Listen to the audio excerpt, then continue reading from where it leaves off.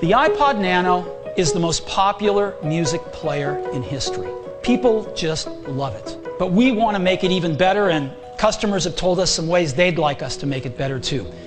As a kid, iPods were easily the main reason that I fell in love with tech. I always hear people talk about the iPod Touch as their first gateway into tech, so to speak, but the thing is, my parents were a lot more cautious about allowing personal devices with internet access. So this left me with two main options. The first one, and one of my biggest obsessions through all of my tween years, the iPod Nano. Well, we are introducing a new Nano here today, and let me show it to you.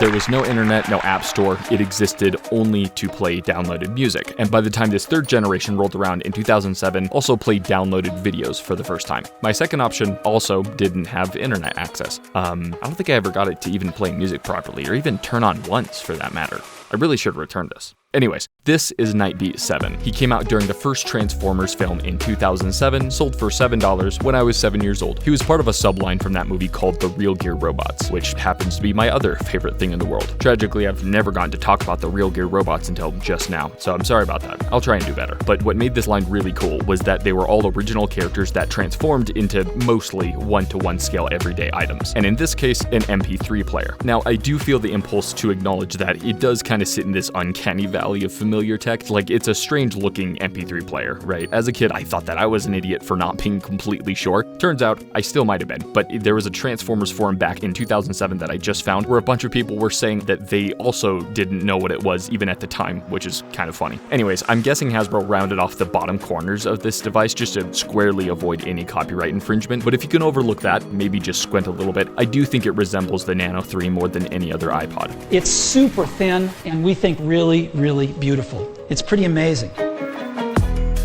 I've always loved the design of this Nano. It was the only generation with this stout look to it, aka the fat iPod, and for the record, I do still think it's the easiest Nano to hold if you don't have the hands of a 3-year-old. I'm sure there's a little bit of muscle memory going on here, but even after well beyond a decade of using full touchscreen displays like everybody else, navigating with the scroll wheel is one of my favorite parts of coming back to this, and I can really understand more than ever why this was such a big hit. The UI obviously looks pretty dated, but it really doesn't feel clunky to use. Not to say that this was the better way of the future by any means, I'm not that nostalgia biased, but I do think that this works so well because it was made to hyper-focus on accomplishing one task, so it does that thing perfectly. And I do miss that. I miss the times when everything wasn't made to do everything. That's more or less the same story for what makes this figure work. It's almost comical how simple his engineering is.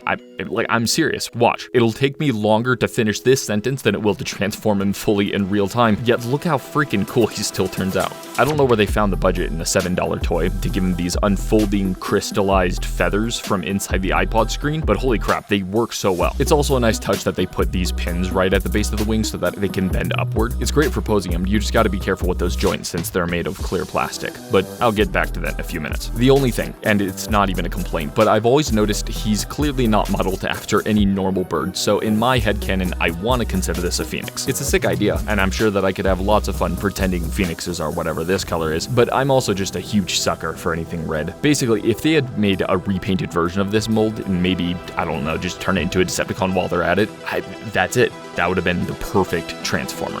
Now, we're going to offer the new Nano in two versions. It's going to come in silver, and of course we have a product red version as we have in the past.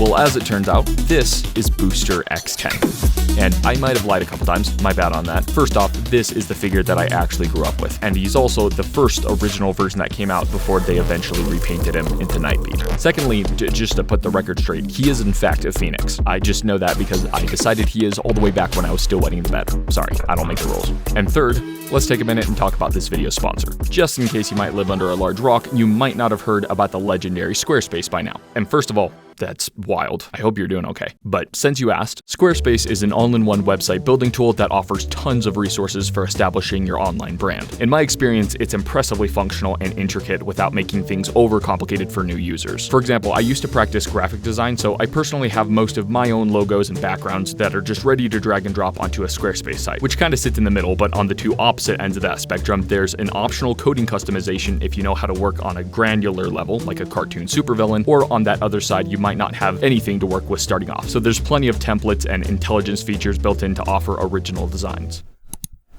I also just learned that if you're planning to build an online store, it can automatically calculate shipping prices for each product you're selling, and the data comes directly from local carriers in real time so that it stays accurate, and now you won't have to manually do the math yourself. I haven't even scratched the surface of what this can do, so make sure you guys check out squarespace.com for your free trial, and if you click on my link below, you'll get 10% off your first website or domain. And of course, thank you to Squarespace for sponsoring this video. I've seen a handful of people insisting that to them this is just some thinly veiled, mistitled Laserbeak, but he's really not. I mean, that's part of what makes the Real Gear Robots line so unique, is that each of them are original characters with their own backstories and bios that you can read, and believe it or not, there is more than one Cybertronian bird out there. Okay, sounds kinda racist that you thought they all looked alike.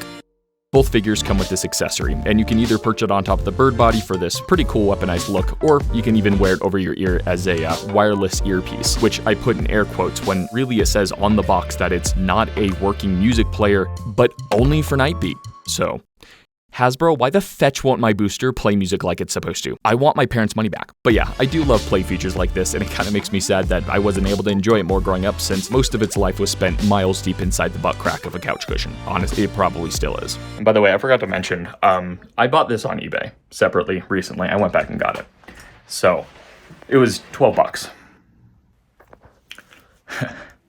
Kill me. Luckily, 7-year-old me wasn't also in charge of safekeeping the iPod at the time. Didn't even belong to me, actually. It originally belonged to my older brother, and after a few years, I just gradually adopted it as a hand-me-down. This version of the Nano came with 3 games, and all 3 of them were called Vortex, because that may as well have been the only one that existed to me. I have yet to even once open any other game until now, so who knows, maybe I've been missing out on some hidden gems. Or I've spent some time over the last month trying to figure out how I could use this as my new distraction-free music listening device, because I really love this thing and it's so fun to use, but honestly, without Bluetooth or obviously music streaming, you're being lied to by anyone who says it's worth the struggle.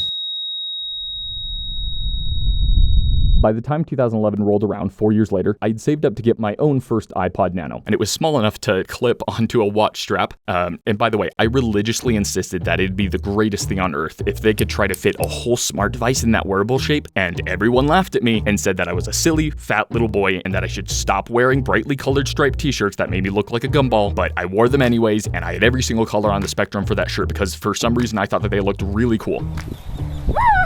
But at least I was right about the iPod thing. My point is, a year later, Apple held an event where I tuned in live for my first time, and that's where they announced the greatest iPod ever made, the 7th generation Nano. Hey, what's up? This is Jared, and what we've got zoomed into right now is the iPod Nano 7th generation, just released a few weeks ago for only $149. I really adore all 3 of these iPods for completely different reasons, but unlike these models, the Nano 7 can actually be a contender for modern music listening since it has built-in Bluetooth. Also, as a bonus, it uses this charging port that isn't the width of 2 football fields, which is pretty cool. They basically just grew up the Nano with this design. It's taller, slimmer, it has a home button, and a full touch interface. They even gave it this really clever UI based on iOS, except all the squares are replaced with circles. And also, something that comes with the new iPod Nano 7th generation is the new Apple headphones. They're a lot nicer now, and they redesigned them, and they're now called EarPods. They got a really nice design to them, I must say, and I love these more than any earphones I've ever. The Apple event that they revealed this at in 2012 is criminally slept on, and honestly, you would not believe just how excited a chubby 12-year-old could get watching some C-list product reveal. But you know what? I stand by it. This iPod is the perfect form. Apple, if you don't add the play pause media button to the side of the iPhone soon, I will light your bagel-shaped headquarters on fire. Okay? Enough is enough. You can only add so many more buttons to the freaking thing before just admitting defeat. Also, fun fact, my original copy died because it got sent through the washer so many times, even after I made a habit of patting down my pockets, and I still kept missing it because this thing is so outrageously thin. And while Booster is ironically 3 times thicker than the real functioning versions, it's beyond impressive how well he stood the test of time. In the past 18 years since I got him, I must have transformed him thousands of times, probably more than any Transformer I've ever owned. This thing really couldn't catch a break. It was basically my entire childhood fidget toy. The only fail point that I just discovered are the base of his wings. Remember what I said earlier about being careful with the clear plastic here? Well, I found a crack on mine that I've also seen on some other eBay copies, but I also didn't know that this hinge existed even a few months ago, so I'm hoping if I just go back to not using it, they'll be just fine. But yeah, it's honestly really impressive to me that that's all the damage he's taken. After all, this is the same Booster who stuck around from 18 years ago, my good old buddy that grew up with me. Kinda makes me think of that thing people do where they like to subconsciously assign some kind of emotional persona to objects in order to relate to them, even if it doesn't make sense. It's just natural. It's called anthropomorphism. And while I think it's pretty common now for people to take that way too far in general, it's not inherently a bad thing. And obviously, the point I'm getting at is that I get it, I understand. Watching that iPod event back in 2012 was my catalyst for really getting into tech. And for months after, you could have found pages of my concept drawings and horrible design ideas that I thought would be so cool to see for next year's iPod reveal. That was most of what I thought about and looked forward to that whole year. So fast forward a little bit, after 6 years of no updates, it was a legitimately sad day to me when I noticed Apple removed the iPod listing from its website back in 2017. Even though I was fully expecting it at that point, and even though I had completely grown up by then, seeing it officially discontinued made me realize that I must have just never stopped hoping for that next big iPod reveal, even if it didn't make any sense. The iPod Nano built a little piece of who I am and kind of left me on a cliffhanger, so I almost felt like I had lost a friend. In a way, that's anthropomorphism. Heaven forbid if my home were to randomly catch fire and I only had time to grab an armful of things, odds are Booster X10 would be one of the few items to make the cut despite being worth jack squat. And that's kind of anthropomorphism, because on the other hand, there are literal memories and experiences from every phase of my life anchored to this figure that would be lost immediately if he burnt up in that house fire. It sounds kind of ridiculous, but really the whole concept of souvenirs and keepsakes is so common because objects have this bizarre way of anchoring us back to certain memories and emotions much more vividly than even pictures can. So that's all just to say that I'm glad that this toy was made to last, and I'm grateful that I learned how to take care of my stuff as a kid, and honestly, if you check back in 50 years, I'd expect him to still be going perfectly strong. Just obviously with a whole lot more memories tied to him by then.